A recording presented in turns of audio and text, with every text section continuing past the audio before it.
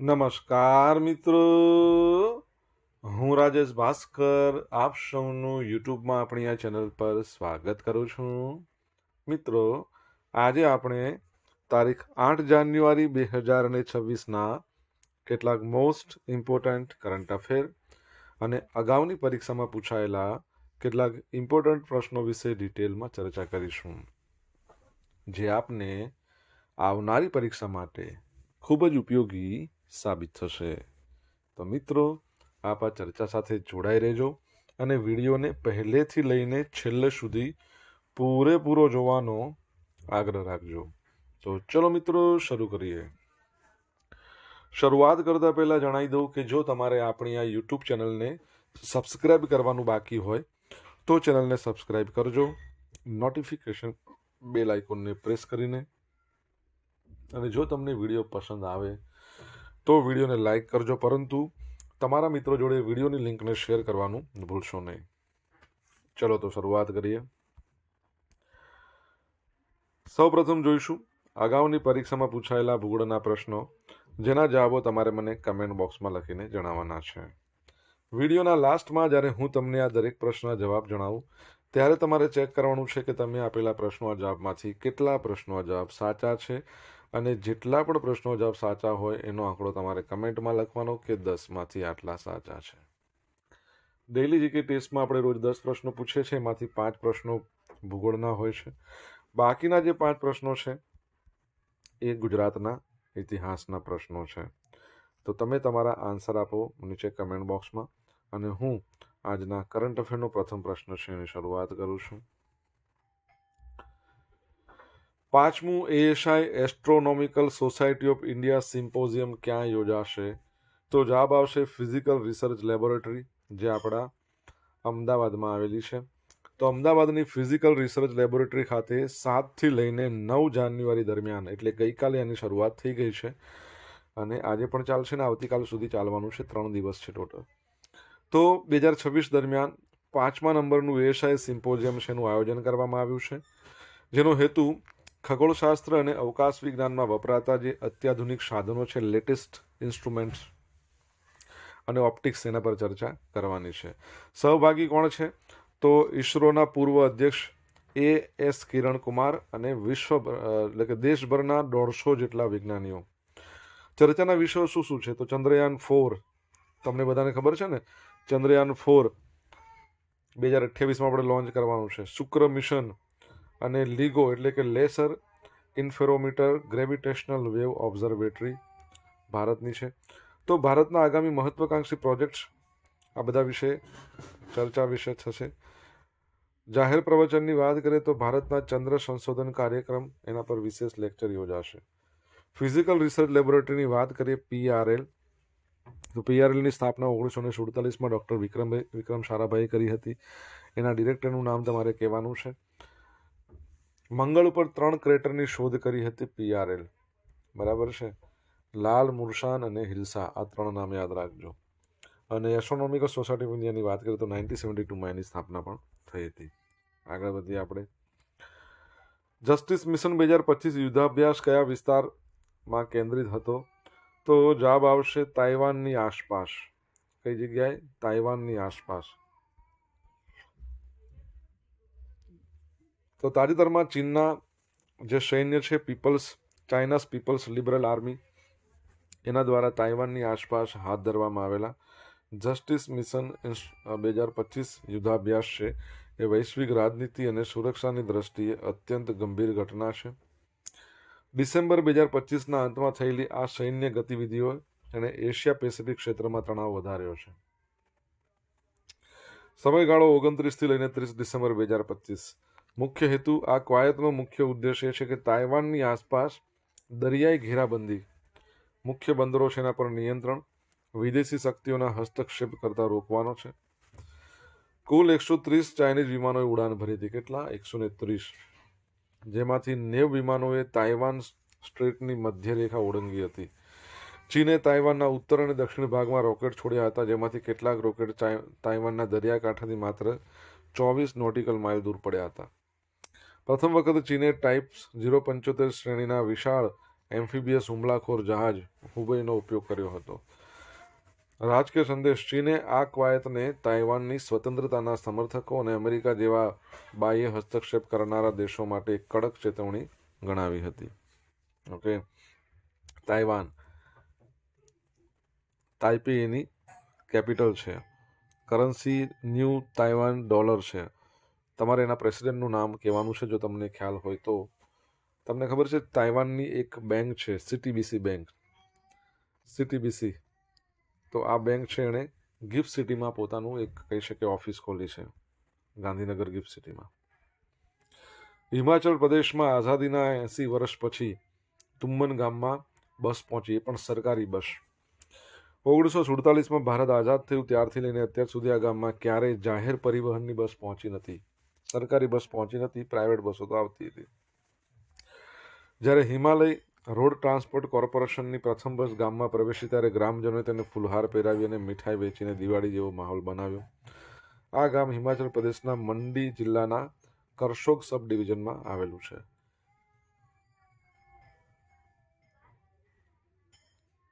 HRTCના અધિકારીઓ દ્વારા આ રૂટ પર સફળ ટ્રાયલ રન કરવામાં આવ્યો છે.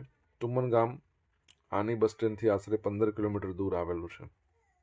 બરાબર છે, તો આ યાદ રાખજો. હિમાચલ પ્રદેશની વાત કરીએ તો કેપિટલ શિમલા અને ધર્મશાલા છે, અને એના જે CM છે સુખવિન્દર સિંહ સુખુ. બરાબર છે. તમારે જણાવવાનું છે એના ગવર્નરનું નામ શું છે. જો આન્સર આવડતો હોય તો કમેન્ટ બોક્સમાં લખીને જણાવો.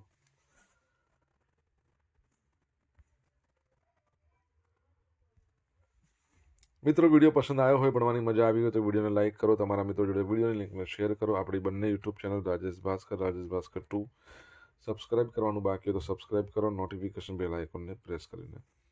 જો તમારે ડેલી કરંટ અફેરની PDF જોઈતી હોય તો આપણી ટેલિગ્રામ ચેનલ છે એને જોઈન કરી લો. ડેલી કરંટ અફેરની PDF તમને મળશે અહીંયા, સાથે પોલ્સ પણ રમવા મળશે. બીજી ખેલો ઇન્ડિયા બીચ ગેમ્સ 2026નું આયોજન ક્યાં કરવામાં આવ્યું છે?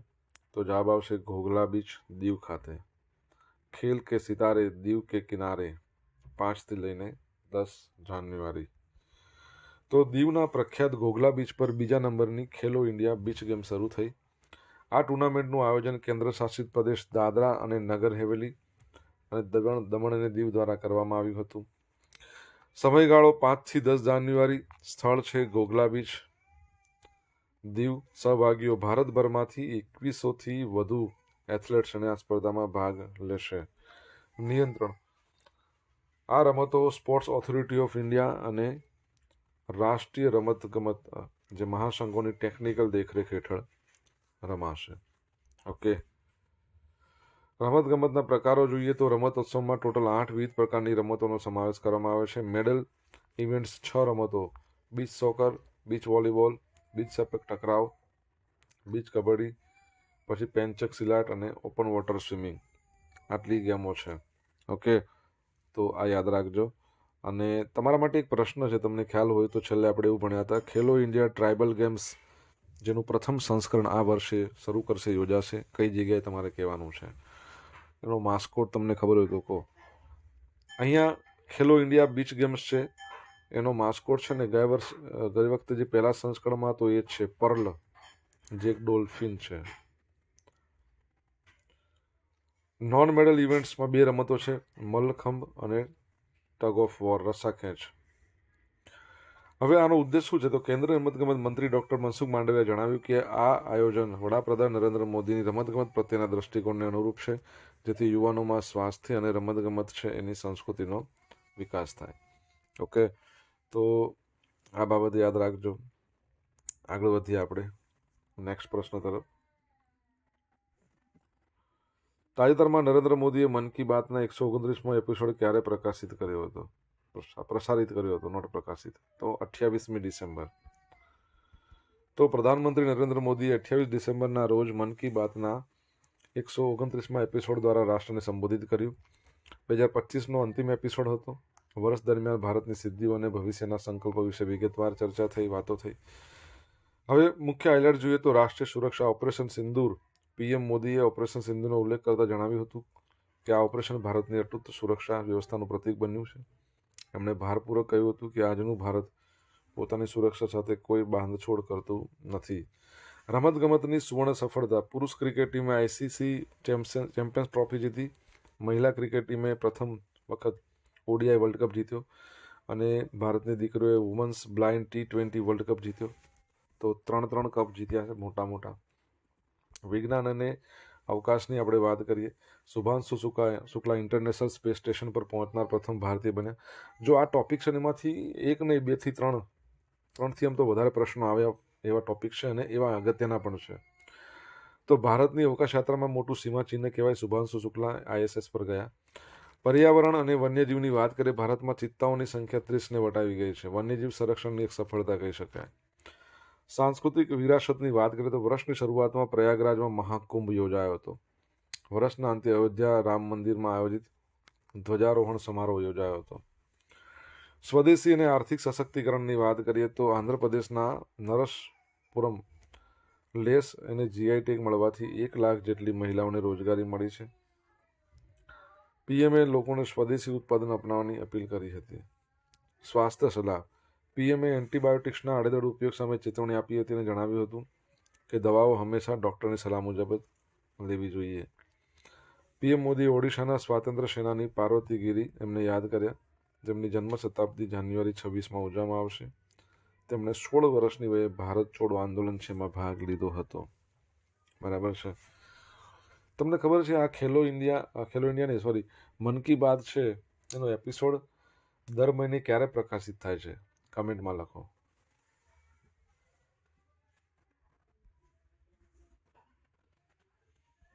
ઓસ્કાર 2026ની સ્પર્ધામાં સામેલ થનારી પ્રથમ મરાઠી ફિલ્મ બની દશાવતાર. મરાઠી ફિલ્મ દશાવતારે ઓસ્કાર 2026ની સ્પર્ધામાં સામેલ થઈને ઇતિહાસ રચી દીધો છે. આ સિદ્ધિ મેળવનારી તે પ્રથમ મરાઠી ફિલ્મ છે. વિશ્વભરની 2000થી વધુ ફિલ્મોમાંથી આ ફિલ્મની પસંદગી કરવામાં આવી છે. આ ફિલ્મ કોકણના એક લોક કલાકારની છે જે ભગવાન વિષ્ણુના 10 અવતાર ભજવે છે. મહત્વની તારીખ. ઓસ્કાર માટે ફાઇનલ નામાંકનની જાહેરાત 22 જાન્યુઆરી 2026ના રોજ થશે. ઓસ્કારની વાત આવી, તમને ખબર છે કે આપણા ભારત તરફથી સત્તાવાર ફિલ્મ જે મોકલવામાં આવી છે જે ટોપ 15માં આવી ગઈ છે. ટોપ 15 ફિલ્મોમાં એનો સમાવેશ થયો છે. પછી ટોપ 5 વાળી ફિલ્મ આવશે ને પછી છેલ્લે વિનર બનશે. તમારે જણાવવાનું છે શું નામ છે. સોશિયલ મીડિયાના માધ્યમથી મારી સાથે તમે કનેક્ટ રહી શકો છો. આપણું ઇન્સ્ટા આઈડી છે rajesh.i.bhaskar. ફેસબુક આઈડી છે RI ભાસ્કર અને ટેલિગ્રામ ચેનલ છે આપણી રાજેશ ભાસ્કર, જ્યાં તમને ડેલી કરંટ અફેરની PDF મળશે અને પોલ્સ પણ રમવા મળશે. જો ભણવાની મજા આવી હોય તો વિડીયોને લાઇક કરો, તમારા મિત્રો જોડે વિડીયોની લિંકને શેર કરો, ચેનલ સબસ્ક્રાઇબ કરવાની બાકી તો સબસ્ક્રાઇબ કરો, નોટિફિકેશન બેલ આઇકોનને પ્રેસ કરીને. તો RPREX 2025 આ એક એક્સરસાઇઝ છે. એ એક્સરસાઇઝ કયા સ્થળે યોજાઈ હતી? તો જવાબ આવશે મુંબઈના દરિયા કિનારે.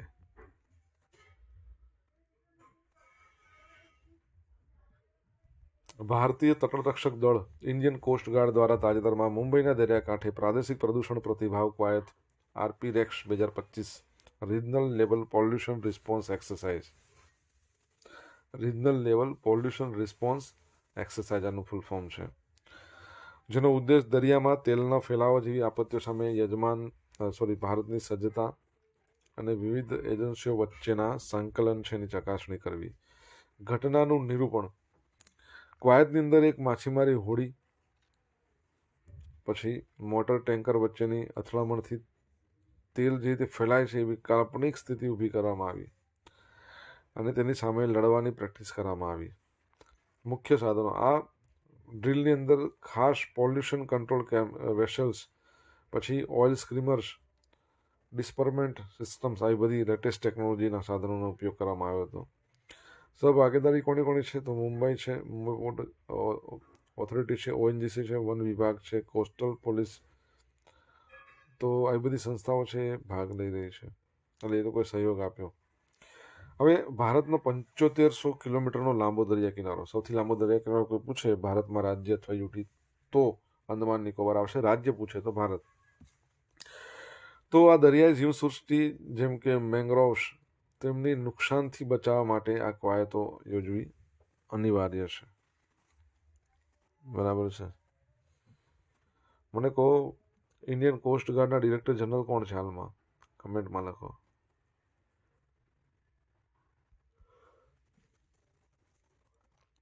ઇન્ડિયન કોસ્ટ ગાર્ડ 1977માં ફોર્મેશન, 1978માં એની રચના કરવામાં આવી.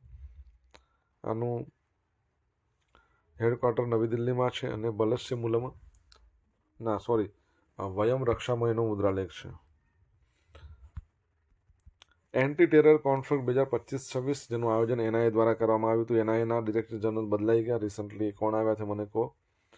ઉદ્ઘાટન ગૃહમંત્રી અમિત શાહ દ્વારા કરવામાં આવ્યું. મુખ્ય લક્ષ્ય શું હતું? આતંકવાદ સામે ઝીરો ટોલરન્સ, કોઈ દયા નહીં. 3 મુદ્દાઓ હતા. નવી નીતિ, ભારતની પ્રથમ નેશનલ કાઉન્ટર ટેરરિઝમ પોલિસી રજૂ કરવામાં આવી. સંયુક્ત લડાઈ, કેન્દ્ર અને રાજ્યોએ સાથે મળીને કામ કરવું. Wall of government.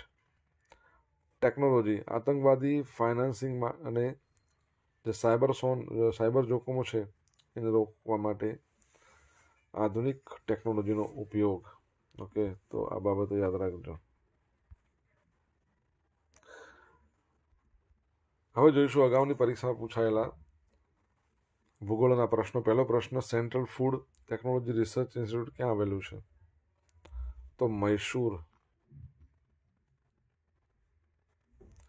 સેકન્ડ પ્રશ્ન, ભોપાલ ગેસ કાંડમાં કયા વાયુનું ગળતું થયું હતું? મિથાઇલ આઇસોસાયનેટ, MIC આવું તો લખાય છે. લખાયું કે નહીં? ઓકે. ભારતમાં વસ્તી ગીચતા નીચે દર્શાવેલા, ઓકે અહીંયા તો ખબર પડી ગઈ ને. હા, દર્શાવેલા રાજ્યો પૈકી કયા રાજ્યમાં સૌથી વધારે છે વસ્તી ગીચતા? તો બિહારમાં. ભારતમાં સૌથી ઓછું અક્ષરગામની ટકાવારી એ પણ બિહારમાં છે. ક્ષેત્રફળની દ્રષ્ટિએ દુનિયામાં ભારતનો આ અત્યારે કેટલામો ક્રમ છે? તો શું આવશે? 7મા નંબરનો. હવે જોઈશું અગાઉની પરીક્ષામાં પૂછાયેલા ગુજરાતના ઇતિહાસના પ્રશ્નો. પહેલો પ્રશ્ન, ભારતના બંધારણીય પ્રશ્નોના ઉકેલ માટે અને ભારતીય દેશી રજવાડો અને બ્રિટિશ શાસનના પ્રતિનિધિઓ વચ્ચે પ્રથમ ગોળમેજી પરિષદ કયા વર્ષમાં યોજાઈ? 1930માં. વહાબી આંદોલનના મુખ્ય સ્થાપક અને પ્રચારક કોણ હતા? વહાબી આંદોલન, મૌલાના આઝાદ. બરાબર છે. ભારતમાં અંગ્રેજી માધ્યમમાં પ્રથમ વર્તમાન પત્ર શરૂ કરવામાં આવ્યું હતું, કયું હતું?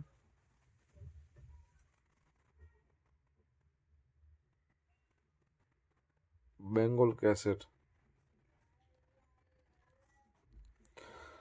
કયા બળવા છે એ બળવાના બીજા દિવસે બ્રિટિશ સરકારે કેબિનેટ મિશનની જાહેરાત કરી હતી? તો મુંબઈની વાત કરીએ, મુંબઈનો નૌકા સૈન્યનો હતો. રાષ્ટ્રધ્વજ ફેલાવવા માટે અંગ્રેજી દૈનિક લીડર તેમજ હિન્દી અને અંગ્રેજીમાં હિન્દુસ્તાન અને ધી ઇન્ડિયન જેવા સામયિકનું સંપાદન કોણ કરે છે? તો જવાબ આવશે મદન મોહન માલવિયા. હવે મિત્રો જોઈશું ગઈકાલે પૂછેલા પ્રશ્નો જવાબ. પહેલો પ્રશ્ન શું હતો? કયું શહેર દેશનું પ્રથમ સંપૂર્ણ ઝૂંપડપટ્ટી મુક્ત સ્લમ ફ્રી શહેર બનવા તરફ મક્કમતાથી આગળ વધી રહ્યું છે? તો સુરત. સેકન્ડ પ્રશ્ન, કોના દ્વારા વારાણસીમાં 72મો નેશનલ વોલીબોલ ટુર્નામેન્ટનું ઉદ્ઘાટન કરવામાં આવ્યું? તો PM નરેન્દ્ર મોદી દ્વારા. હવે મિત્રો જોઈશું આજે પૂછેલા પ્રશ્નો જવાબ. પહેલો પ્રશ્ન પૂછ્યો હતો, PRL છે ના ડિરેક્ટર જનરલ? તો ડોક્ટર અનિલ ભારદ્વાજ. સેકન્ડ પ્રશ્ન, તાઇવાનના પ્રેસિડેન્ટનું નામ શું છે? લાઈ તિંગ યુ. ત્યારબાદનો ત્રીજો પ્રશ્ન શું હતો? હિમાચલ પ્રદેશના ગવર્નર? તો શિવ પ્રતાપ શુક્લા. શું નામ છે? શિવ પ્રતાપ શુક્લા. ચોથા નંબરનો પ્રશ્ન છે, હિમાચલ પ્રદેશના ગવર્નરનું નામ? ઓકે, તો આવી ગયું શિવ પ્રતાપ શુક્લા. પછી શું હતું? ખેલો ઇન્ડિયા ટ્રાઇબલ ગેમ્સ છત્તીસગઢમાં યોજાશે. એનો માસ્કોટ ખબર છે ને? મોરવીર. ત્યારબાદનો પ્રશ્ન છઠ્ઠા નંબરનો પ્રશ્ન છે કે મન કી બાત દર વખતે ક્યારે યોજાય છે? મન કી બાત તો છેલ્લો રવિવાર, વર્ષનો નહીં, મહિનાનો. 8મા નંબરનો પ્રશ્ન શું? તો ઓસ્કર ફિલ્મ જે ભારત તરફથી સત્તાવાર રીતે મોકલવામાં આવી છે ઓસ્કરમાં, હોમ બાઉન્ડ.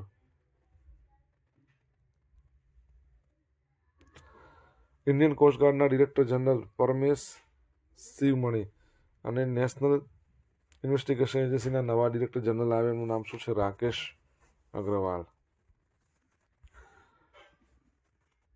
હવે મિત્રો જોશું ગઈકાલના કરંટ અફેરમાંથી પૂછેલા કેટલાક ઇમ્પોર્ટન્ટ પ્રશ્નો જેના જવાબો તમારે કમેન્ટમાં લખવાના. પહેલો પ્રશ્ન, તાજેતરના બુલેટ ટ્રેન પ્રોજેક્ટમાં કયા દેશની શિંકાનસેન ટેકનોલોજીનો ઉપયોગ કરવામાં આવી રહ્યો છે? સેકન્ડ પ્રશ્ન, INSV જે કૌંડિન્યની પ્રથમ દરિયાઈ સફર કયા બે સ્થળો વચ્ચે શરૂ થઈ?